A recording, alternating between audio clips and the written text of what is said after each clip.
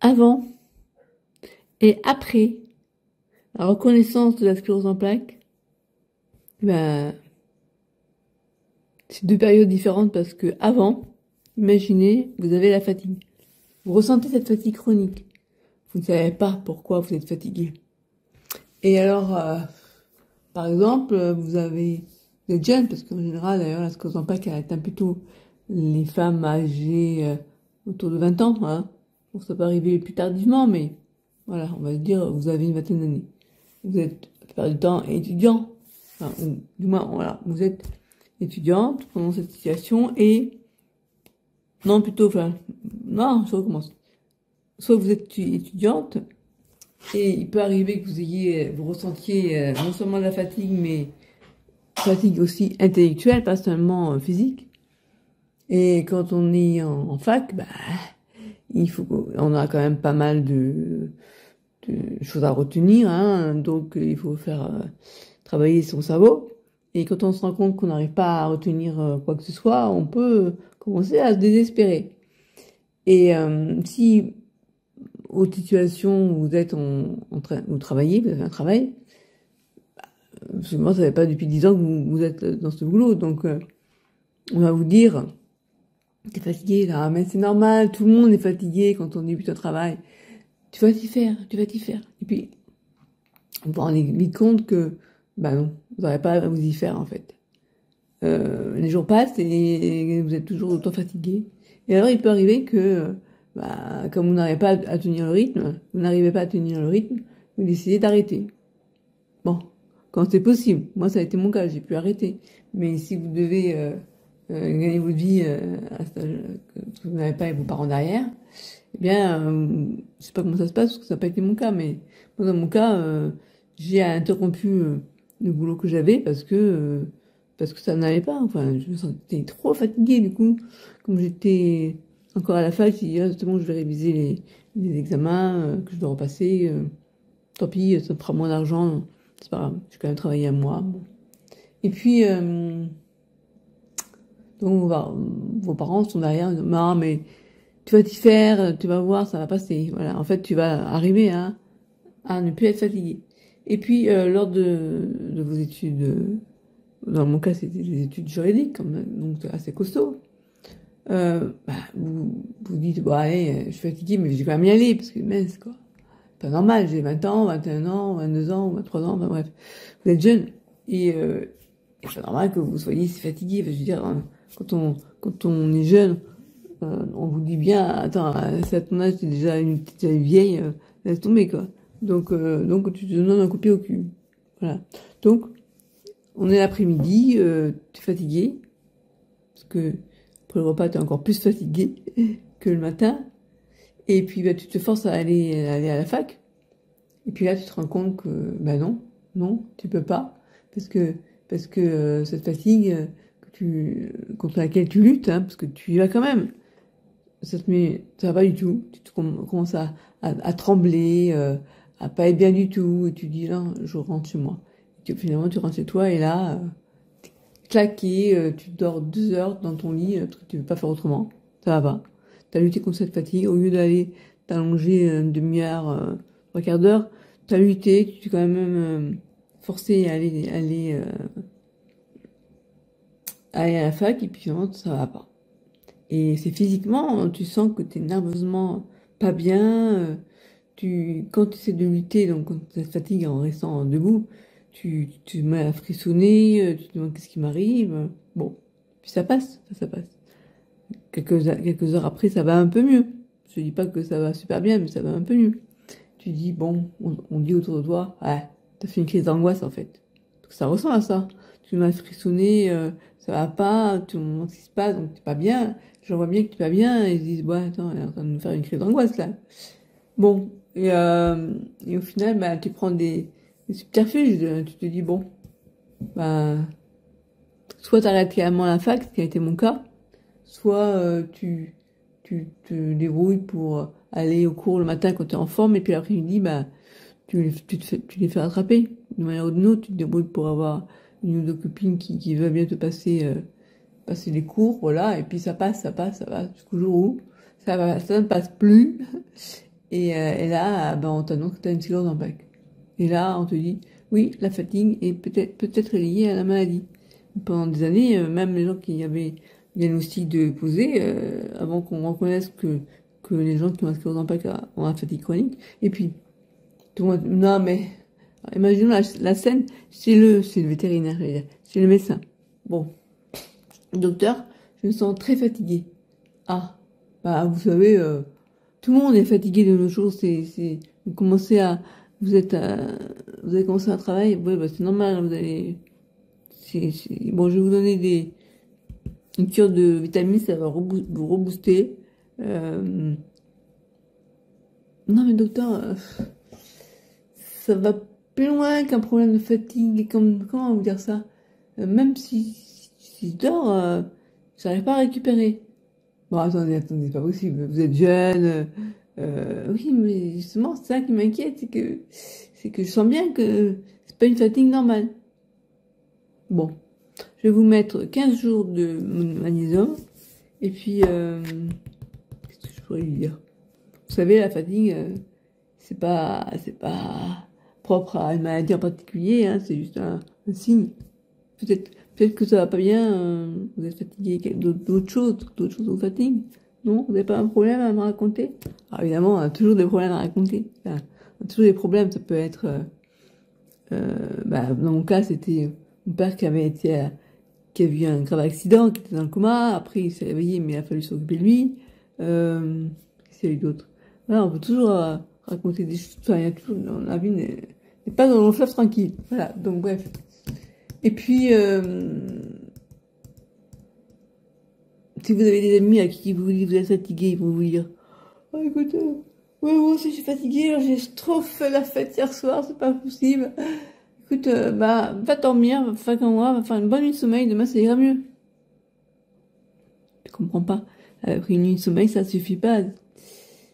Non, j'ai un quota non. Même des fois, le matin, je suis fatiguée. Ah, t'es fatigante, hein, avec ta fatigue. Voilà, et puis alors, après, quand on sait que t'as une sclérose en plaques, là on va te dire, tu peux sortir ce soir là, t'es pas trop fatigué? Parce que là, t'as l'air fatiguée, Christelle, oh là là, t'as une mine. Oh, c'est encore ta sclérose en plaques qui te fatigue, c'est ça? Pourquoi j'ai eu parler de ma sclérose en plaques? Oui, tu sais, bon, c'est bon, on va pas parler, au mieux que tu appeler, c'est bon, c'est bon.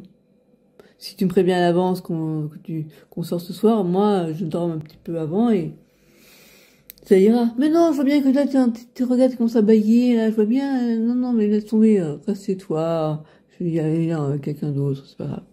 Et comme ça, bah, tu te retrouves un peu comme une pestiférée, reste chez toi et au final, plus personne t'invite, ou alors, ah oui, on t'a étiqueté fatigue chronique et fatigue trop.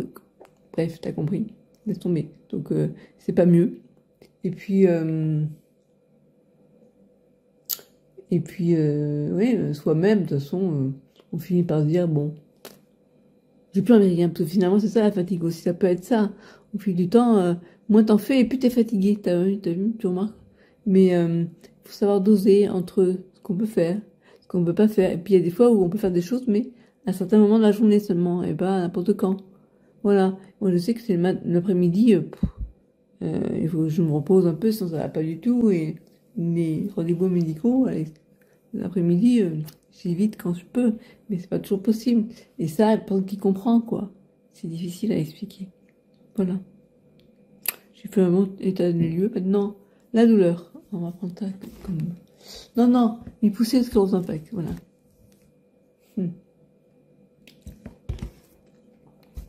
Mettons-nous dans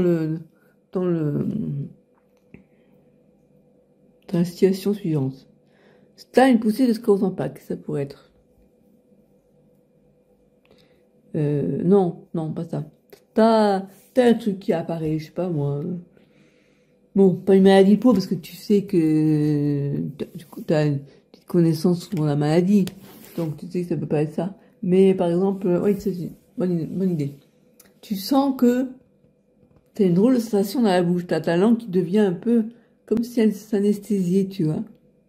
Tu te dis, qu'est-ce qui m'arrive? C'est peut-être une poussée, hein, parce qu'après tout, peut-être que je trouve la sensibilité peut aussi atteindre la langue, donc peut-être que... Allez hop, j'appelle mon neurologue pour savoir. Docteur, c'est une poussée, ça? Et d'office, quand tu as la sclérose en plaques, tu vas tout de suite, au moins de petits bobos, au moins de petits signes, tu vas te demander est-ce que c'est pas une poussée. Ça, c'est un peu dans la logique des choses, quoi.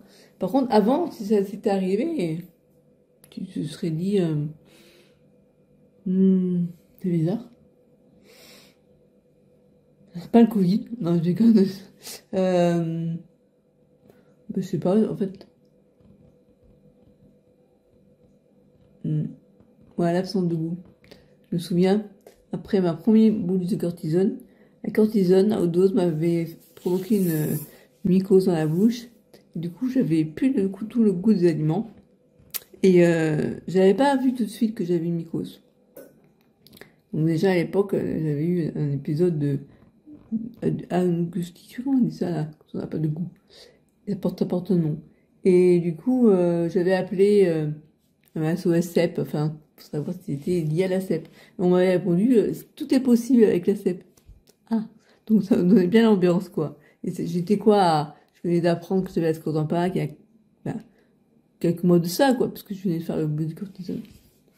Et donc du coup, bah, heureusement, j'ai vu par moi-même, en ouvrant la bouche, que j'avais du milieu dans la bouche. Et du coup, on m'a traité la mycose. Et du coup, j'ai pu retrouver le goût. Mais si tu posé la question, ce ne serait pas à cause de la sclérose en plaques. Donc tout passé, tout passe au filtre de est-ce que c'est pas une poussée, tu vois. Alors qu'avant, quand j'avais par exemple, ah tiens, névrite optique, voilà, j'ai eu plusieurs névrites optiques. On l'a su parce on m'a fait faire. Donc, l'IRM cérébrale, on a vu 12 plaques à l'IRM. Et puis, j'avais fait aussi l'examen des potentiels évoqués visuels. On avait vu qu'il y avait déjà eu des atteintes des nerfs optiques. Ok. Donc là, je peux savoir que, même sans avoir eu de neurologue, que j'avais vu des poussées avant. Parce qu'il y avait un neurologue que je n'aimais pas du tout, qui avait dit, il n'y a que nous, neurologues, qui pouvons dire si c'est une poussée. Donc là, bon oui, monsieur le docteur, on voit bien quand même il y a eu des poussées avant, parce qu'on voit des plaques, il y a plusieurs hypersignaux. Bon, je l'avais pas dit, non, j'avais pas osé lui dire ça. Parce qu'il avait dit, il n'y a que nous qui pouvons... donc là, comme on n'était pas là quand vous avez eu vos poussées, on parle de maintenant, voilà. Donc on peut se demander, ce serait pas une progressive. Bah oui, c'était en train de passer en secondaire progressive. Ouais. J'en ai eu pas mal de neurologues. On pourra en parler aussi des neurologues, parce que...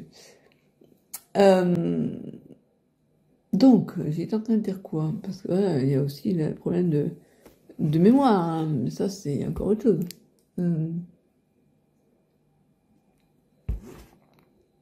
Ça me parlait de quoi? J'ai parlé de la fatigue, après j'ai parlé de... Ah mince. Oh, c'est pas possible, c'est ce qui ressemble à... C'est sûr c'est la sclérose en plaques, hein. C'est pas autre chose, c'est pas Alzheimer, hein. Non, bah, j'espère que je touche le bois, parce que ma tante, elle... Bref, ouais. Qu'est-ce que j'étais en train de dire? Ah, zut. Ah ben voilà, faut que je rembobine, mais si je rembobine, j'arrête ce tournage, donc... Je parlais de poussée, voilà, si j'ai une poussée, comment je réagissais avant, savoir, oui, névrite optique, ça il me revient. Donc, à l'époque, c'était juste avant qu'on diagnostique la sclérose en plaques, on était en 2006, 2005-2006, ouais c'est ça. Oh là, il y a eu 2 épisodes, d'ailleurs je vais vous montrer, j'ai écrit un livre qui s'appelle C'est docteur à côté de la plaque, où je retranscris tous les diagnostics de merde qui m'ont annoncé. Il y a eu celui qui m'a dit que si je tombais, c'est parce que j'étais trop maigre. Voilà. Et puis, il y a eu ce fameux médecin ophtalmologue. J'étais allée le voir parce que je voyais plus bien. Et en plus, j'avais des douleurs. Alors, ouais, elle m'a pas dit qu'elle avait des douleurs. Bref. Et quand j'étais allée... Ah, l'enfoiré, il s'est arrêté. Je sais pas pourquoi il s'est arrêté. Je ne sais pas pourquoi il s'est arrêté. Je dis que je veux rembobiner, je sais pas de moi. Non, mais mon téléphone, il m'entend ou quoi? J'hallucine, je sais pas du tout ce qui m'a enregistré ou pas enregistré. Je suis en train de parler de l'ophtalmologue. sais pas si vous l'avez entendu, parce que je viens de voir qu'il s'est arrêté tout seul. Je déconne celui-là. Et donc, il disait que mes lunettes étaient mal axées. Et donc moi, quand j'ai su que j'avais une sclérose en plaques, je lui ai écrit pour lui dire que c'était pas les lunettes, le problème c'était que j'avais une hérite optique. Enfin, que j'avais la sclérose en plaques. Et au lieu d'avoir un peu d'humanité, ce que je demandais d'aide, je sais pas trop ce qu'elle aurait pu me dire, mais juste un mot du style, je suis désolée de ne pas avoir vu que vous avez une sclérose en plaques, par exemple, ou même un petit mot gentil, vous voyez. Elle a marqué, ce qui m'a été pour moi, je le ressentis comme une provocation. Ah ben, si vous m'aviez dit ça il y a 3 semaines de ça, j'étais encore sous garantie, j'aurais pu vous les faire changer. Mais là, vous êtes hors délai, donc on peut pas, on peut rien faire. Je dis, putain, je pense c'est pas une question de fric, quoi. Comment elle a réagi, j'ai dit, toi, j'ai envoyé au conseil de l'ordre, et au final, le conseil de l'ordre, il a été là au conseil de l'ordre, il dit, je comprends pas ce que je fais ici.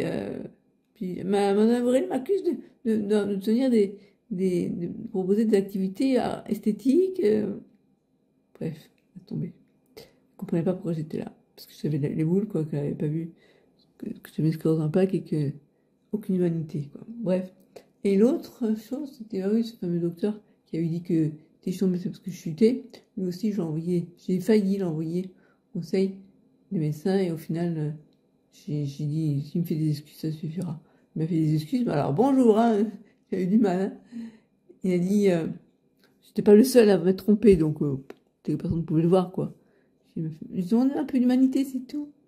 Bon, et au final, il s'est excusé, vaguement excusé. Donc j'ai dit, c'est bon. Sauf qu'il m'a sorti des conneries ce jour-là. C'était hallucinant. Je vous ferai lire mon livre, vous verrez ce qu'il m'a dit. Si ça vous intéresse, je vais vous le mettre en téléchargement. Je l'ai enregistré en vidéo pour que vous puissiez le lire. Voilà, bon, je m'arrête là.